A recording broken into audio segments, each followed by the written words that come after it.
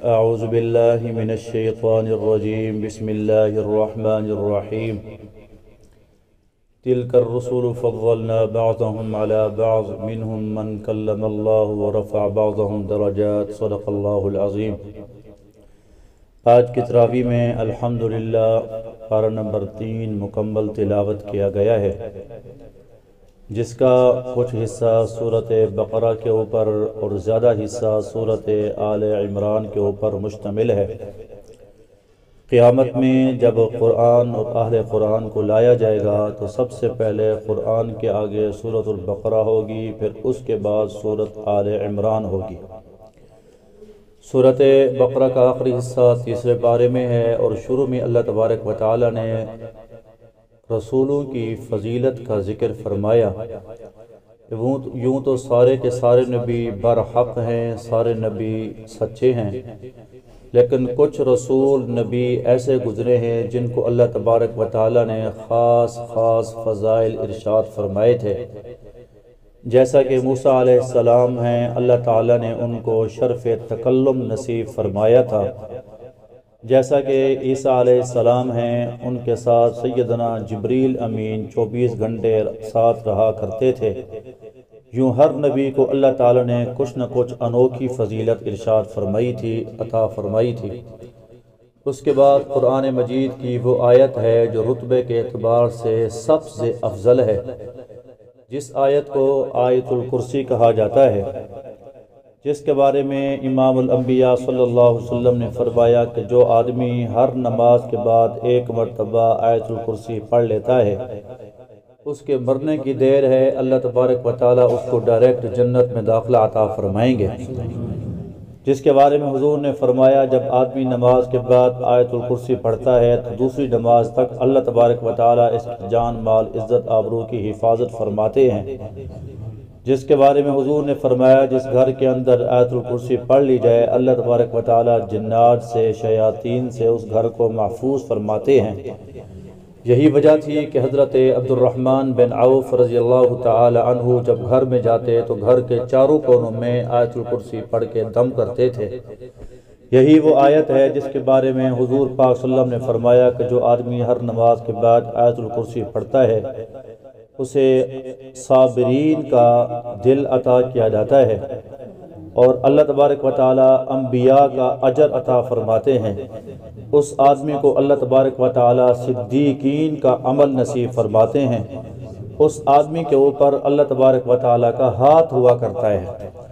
اللہ تعالیٰ نے اس میں اپنی وحدانیت کو بیان فرمایا۔ جب یہ آیت اتری تھی ساری دنیا کے بادشاہوں کے تخت نیچے گر پڑے تھے کہ بادشاہوں کا بادشاہ کون ہے؟ اللہ لا تأخذہ سنۃ ولا نوم، جس کو نہ اونگ آتی ہے نہ نیند آتی ہے۔ اس ایک آیت میں 17 مرتبہ میرے اللہ کا ذکر آیا ہے۔ بعد ازاں اللہ تبارک و تعالی نے سیدنا ابراہیم علیہ السلام اور نمرود کا مکالمہ ذکر فرمایا۔ ابراہیم علیہ السلام گئے تھے، بیچارے قحط میں مبتلا تھے، گھر میں فاقہ تھا، آٹا لینے گئے تھے۔ نمرود کے دربار میں گئے تو نمرود نے کہا بھی تو مجھے سجدہ نہیں کیا؟ کہا میں سجدہ تو صرف اللہ کو کرتا ہوں۔ کون اللہ؟ ربی الذی یحیی و یمیت، میرا اللہ وہ ہے جو زندگی اور موت کا مالک ہے۔ کہا یہ تو میں بھی کر سکتا ہوں، تو کیسے کر سکتا ہے؟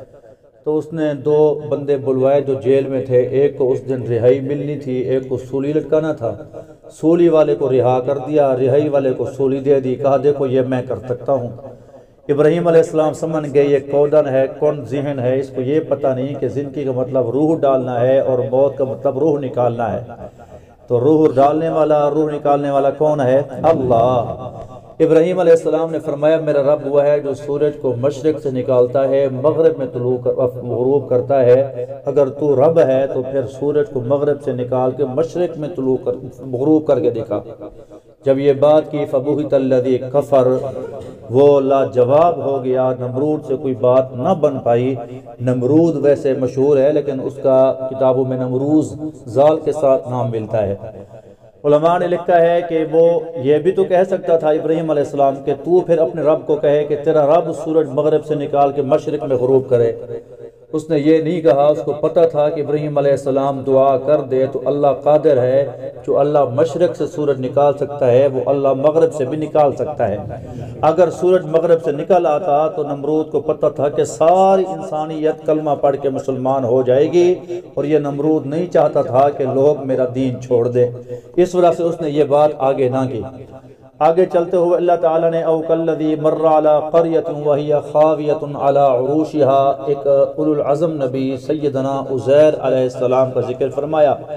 حسین خوبصورت نوجوان 40 سال کی عمر کا گبرو، یہ اپنی سواری پہ سوار ہے، ایک طرف انجیر لٹکی ہوئی ہے، ایک طرف انگور لٹکے ہوئے ہیں، یہ جا رہا ہے۔ ایک سہون پہاڑ آیا، اس پہاڑ کے ساتھ بیت المقدس تھا، ایک بستی تھی جس کو بخت نصر نے ملیا میٹ کر دیا تھا، جن لوگوں کی ہڈیاں وہاں پر بوسیدہ پڑی تھیں، چھتیں مکان اجڑ چکے تھے، وہاں سواری روکی اور اسی سوچ رہے تھے کہ یار یہ بستی جو اتنا عرصے سے ختم ہوئی پڑی ہے، اللہ کہتا ہے کہ میں دوبارہ زندہ کروں گا، تو ان کو کیسے اللہ زندہ کرے گا؟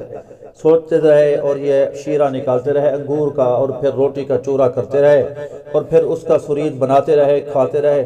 کھانے سے پہلے یہ سوچ رہے تھے کہ یہ کیسے ہوگا، سوچا کہ کھا لوں، پھر کہا کہ تھوڑی آرام کر لوں، یہ سرید نرم ہو جائے پھر اٹھ کے کھاؤں گا۔ وہ کھانا وہیں پر رکھ دیا اور وہاں پر لیٹ گئے، گدھا ساتھ باندھا ہوا ہے، لیٹے تو صحیح، اللہ نے ان کو موت کی نیند سلا دیا۔ اب یہ جو سوئے 100 سال بعد اللہ نے دوبارہ ان میں روح ڈالی، 100 سال کے بعد 100 سال کے بعد اللہ نے جب روح ڈالی تو اٹھ کے بیٹھے، اللہ نے پوچھا کم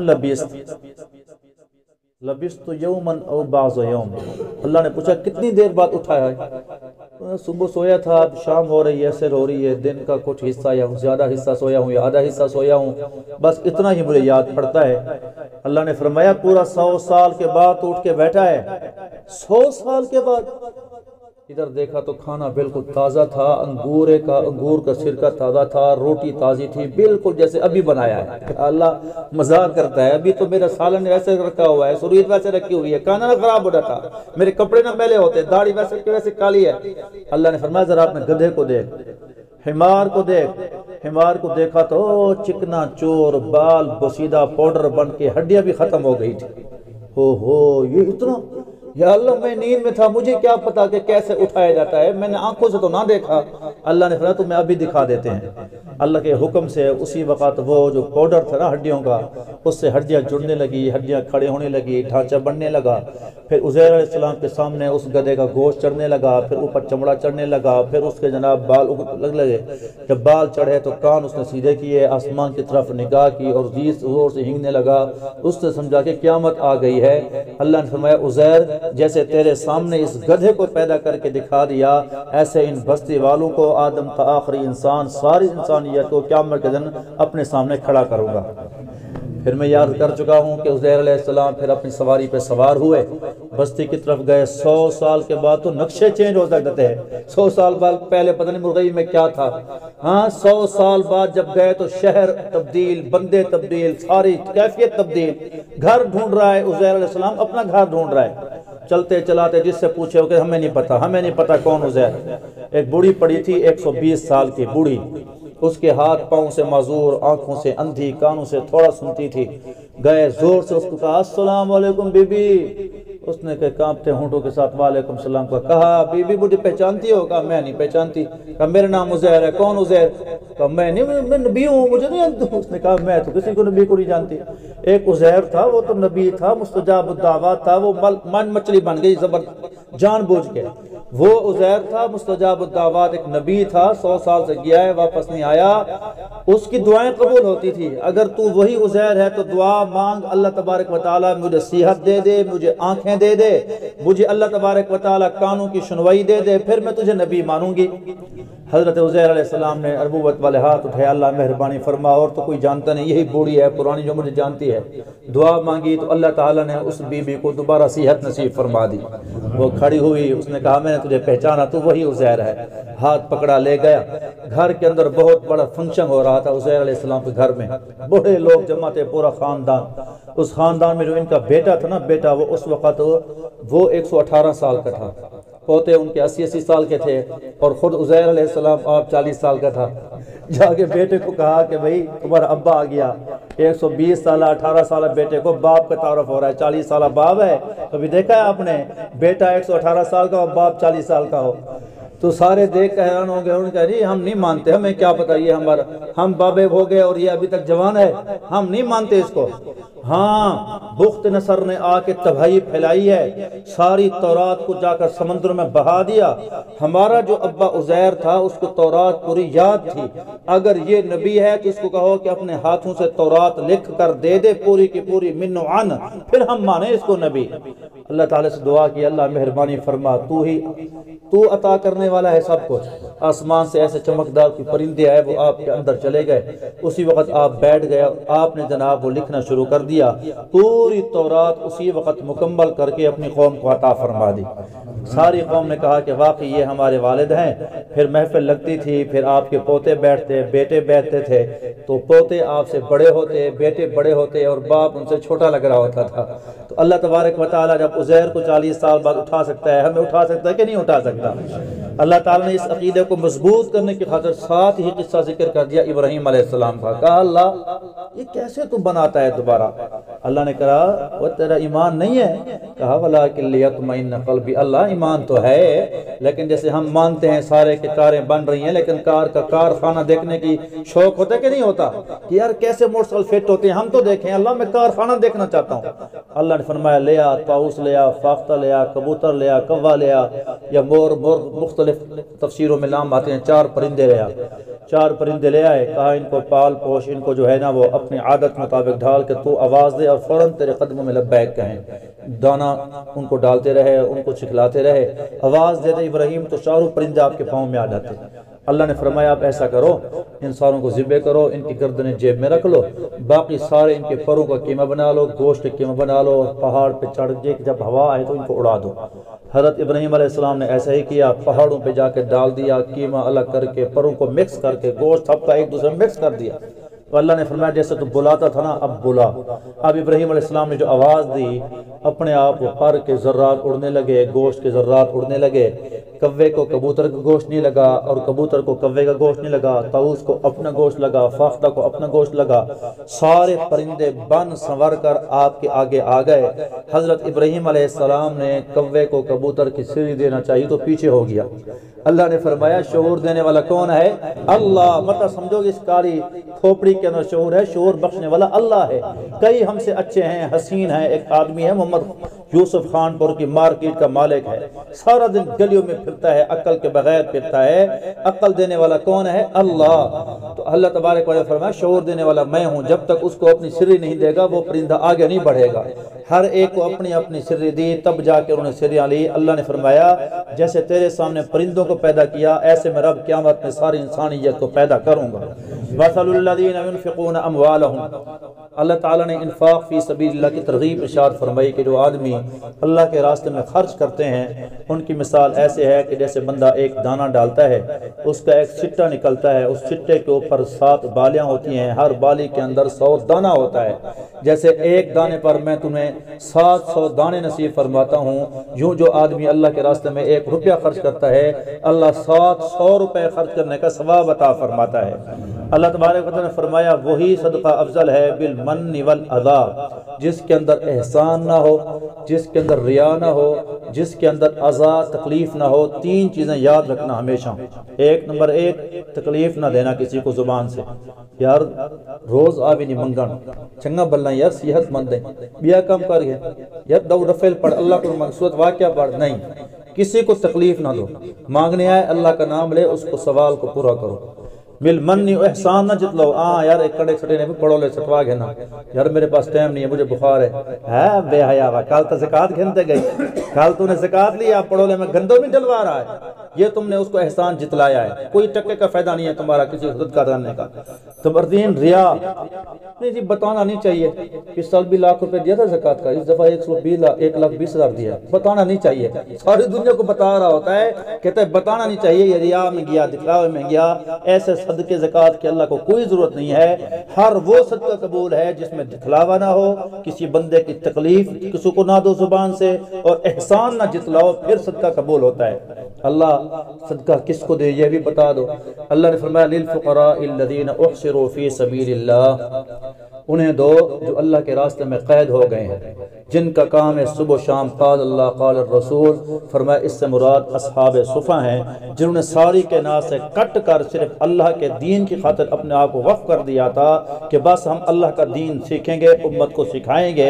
اگر چاہیں علماء تو آپ سے زیادہ ذہن رکھتے ہیں، زیادہ تعلیم رکھتے ہیں، تجربہ رکھتے ہیں، ہم بھی بڑے بڑے کاروبار کر سکتے ہیں، تجارتیں، مکان سب کچھ بنا سکتے ہیں، لیکن جب علماء تجارت میں آ جائیں گے تو یاد رکھنا تمہاری اولادیں یہودی عیسائی پیدا ہوں گی، پھر تمہارے گھروں سے دین ختم ہو جائے گا، تمہاری مسجدیں دین سے محروم ہو جائیں گی، تمہاری جماعتیں، مسجدیں پھر آباد نہیں رہیں گی، مولوی پھر تجارت میں لگ جائیں گے۔ اللہ نے فرمایا ان دینداروں کو جو دین کی خاطر اپنا آپ وقف کر چکے ہیں، ان کے اوپر اپنا مال خرچ کرو، تمہارا مال متقی لوگوں پر خرچ ہو، کوشش کریں گے انشاءاللہ۔ اللہ تبارک و تعالیٰ نے اس کے بعد سود کی مذمت میں پورا ایک رکوع نازل فرمایا کہ سود گھٹتا ہے اور صدقہ اللہ نے فرمایا بڑھتا ہے، بائع اور تجارت بڑھتی ہے۔ یا اللہ ہم تو مشاہدہ یہ کرتے ہیں، آنکھوں کا مشاہدہ یہ ہے کہ سود والے بندے اوپر جا رہے ہیں اور حلال والے بیچارے نیچے آ رہے ہیں۔ ہمیں یہ سود کی مثال ایسے ہے جیسے بندے کے نا گردے خراب ہو جائیں، اس کا جسم پھول جاتا ہے، دیکھا ہے آپ نے، اس کا جسم پھول جاتا ہے، چہرہ پھول جاتا ہے، ٹانگیں پھول جاتی ہیں۔ یہ پھولنا طاقتور نہیں ہے، یہ پھولنا بیماری ہوتی ہے۔ یہ جو پھول رہا ہے یہ اس کی بیماری پھول رہی ہے، تو یہ جو بیماری والے بندے کی اس میں عضو کاٹے جاتے ہیں، ایسے سود والا بندہ جو پیسہ آپ کو نظر آ رہا ہے یہ بیماری اس کی بڑھ رہی ہے۔ سود خور کو اللہ تبارک و تعالیٰ 40 سال کے بعد پکڑتے ہیں، اللہ پھر اس کو گھٹنوں کے اندر سر دلا کے رلاتے ہیں، دنیا میں بھی اللہ عبرت کا نشان بناتے ہیں۔ حضور نے فرمایا میں نے دیکھا ہے اپنی آنکھوں سے عالم برزخ میں نہر تھی خون کی، اس کے اندر تیر رہے تھے، بڑے بڑے کمرے، ان کے اندر سانپ بچھو بھرے ہوئے تھے، پیٹ ان کے کمروں کے مانے تھے۔ پوچھا یہ کون ہے؟ فرمایا اللہ کے نبی یہ آپ کی امت کے سود خور ہیں، قیامت میں آئیں گے نا لڑکھڑا کر گریں گے، ایسے مدہوش ایسے مدہوش ایسے مدہوش جیسے ان پر جنات ہو گئے۔ کیا ہوا؟ بتایا جائے گا کہ یہ آدمی سود خور ہیں، جیسے دنیا کے اندر ہرس میں مبتلا تھے، ہوس مبتلا تھے، کچھ ان کو نظر نہیں آتا تھا، صرف پیسہ نظر آتا تھا، بھی جیسے آئے آج قیامت کے دن اللہ نے ان کو عبرت کا نشان بنایا ہے۔ اللہ ہم سب کو سود جیسی نجاست سے محفوظ فرمائے۔ اللہ تبارک و تعالیٰ نے اس کے بعد وہ آیات بھی نازل فرمائی ہیں جو اللہ تعالیٰ نے محبوب کریم صلی اللہ علیہ وسلم کو بغیر کسی جبریل کے واسطے کیا عطا فرمائی، اور وہ سورۃ بقرہ کی آخری آیات ہیں جس میں جبریل کا واسطہ بھی نہیں، ڈائریکٹ اللہ نے حکم فرمایا، اللہ نے آپ کو عطا فرمائی معراج والی رات۔ اللہ تعالیٰ نے ایک عظیم حکم تجارت کا ارشاد فرمایا اذا تداینتم بدین الی اجل مسمى فاکتبوا، تاجرو جب کسی سے لین دین کرو ادھار کا تو اس کو لکھ لیا کرو، تمہارے جھگڑے تب ہوں گے جب تم لکھنا بھول جاؤ گے، وہ کہے گا میں کم دیتا ہوں، وہ تم کہو گے زیادہ دو، پھر تمہارا جھگڑا ہوتا ہے۔ فرمایا اس کو ہر ٹائم لکھا کرو، اس پر گواہ بنایا کرو، تم سفر پہ ہو لکھنے والا کوئی نہیں، پھر اس کے پاس اپنی رہن رکھا کرو کہ یار مجھے قرضہ چاہیے، وہ کہے کوئی چیز تمہارے پاس رکھ لو، وہ تمہارے پاس کوئی چیز رکھے، پھر جا کے اس کو قرضہ دو، تاکہ رہن کی وجہ سے وہ اپنا قرضہ جلدی واپس کرے گا، تمہارا جھگڑا نہیں ہوگا۔ اللہ تبارک و تعالیٰ نے سورۃ آل عمران میں عظیم حکم ارشاد فرمائے ہیں۔ سورۃ آل عمران کا آپ کو پتہ ہے کہ حضرت عمران کی اولاد کا اس میں ذکر فرمایا گیا۔ حضرت عمران ان کی شادی ہوئی حضرت حنہ بنت فاقوس سے، ان سے ایک بیٹا پیدا ہوا جس کا نام رکھا انہوں نے حضرت ہارون۔ حضرت عمران بیت المقدس کے امام تھے، کوئی عام بندے نہیں ہیں، یہ بیت المقدس کے امام تھے۔ جب ہارون ہوا نا بڑا نوجوان بیٹا ہوا، جوانی کے اندر یہ فوت ہو گیا، کتنا صدمہ ہوتا ہے ماں باپ کے لیے۔ تو حضرت حنہ بنت فاقوس نے منت مانی، اللہ اب تو اگر مجھے اولاد دے گا تو میں اولاد تیرے دین کی خاطر تیرے گھر میں وقف کر دوں گی۔ اللہ تعالیٰ نے اولاد تو دی لیکن اولاد بیٹا نہیں عطا فرمایا بلکہ بیٹی حضرت مریم جیسی عطا فرمائی۔ یا اللہ یہ تو بیٹی ہے، اللہ نے فرمایا تیری بیٹی بھی قبول ہے۔ حضرت مریم کو اٹھا کر لے آئیں اور کہا جی اس کو میں نے بیت المقدس میں دینا ہے خدمت کی خاطر۔ 17 اس وقت بیت المقدس کے خادم تھے، وہ کہہ رہا تھا کہ میں اس کی تربیت کروں گا، وہ کہہ رہا تھا میں تربیت کروں گا، بڑے بڑے نیک آدمی تھے۔ اللہ نے فرمایا ان کو کہو قرآن ڈالیں۔ قرآن کیسے ڈالیں؟ اردن کا جو یہ جار ہے نا دریا، اس میں ہر کوئی اپنا اپنا قلم ڈالے۔ جس کا قلم ڈوب گیا وہ ہار گیا، جس کا قلم تیرتا رہا اور الٹ سمت چل پڑے، جہاں سے پانی آ رہا ہے اس طرف یہ قلم چل پڑے تو سمجھو کہ اس کی طرف اللہ تبارک و تعالیٰ نے اشارہ فرمایا۔ چنانچہ زکریا علیہ السلام نے جب اپنا قلم ڈالا باقی سب کے ڈوب گئے، ان کا قلم تیرتا رہا اور الٹ سمت واپس چلنا شروع ہو گیا۔ سب نے ان کے سپرد کر دیا حضرت مریم کو، اور یہ حضرت مریم کے خالو بھی لگتے تھے، ان کے گھر میں حضرت مریم کی خالہ تھی، اس وجہ سے حق بھی نہیں تھا۔ بیت المقدس کے اندر ایک حجرہ تھا، اس حجرے کے اندر اس کو بند کر دیا، وہیں کھانا پینا پہنچاتے رہے۔ ایک دن جب آئے تو بغیر موسم کے پھل کھاتے دیکھا تو وہیں پر پوچھا کہ مریم انا لکی ھذا، یہ تو کہاں سے لے کر آئی ہے؟ قالت هو من عند اللہ، کہا جی اللہ کی طرف سے آئے ہیں، ان اللہ یرزق من یشاء بغیر حساب، اللہ بے گمان رزق نصیب فرماتے ہیں۔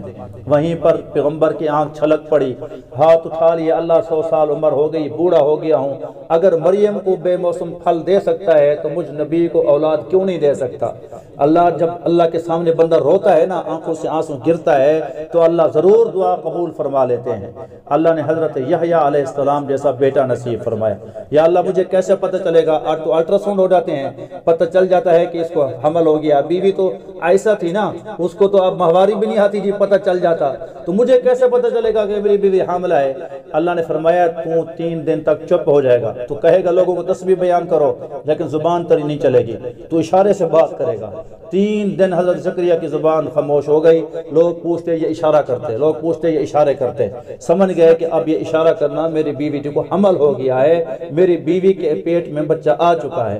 اللہ تعالیٰ نے بیٹا بھی عطا فرمایا، اور بیٹا بھی ایسا جس کو اللہ نے نبوت کا تاج نصیب فرمایا۔ یحییٰ علیہ السلام، یحییٰ کا معنی زندہ باد، اللہ نے بیٹا نصیب فرمایا۔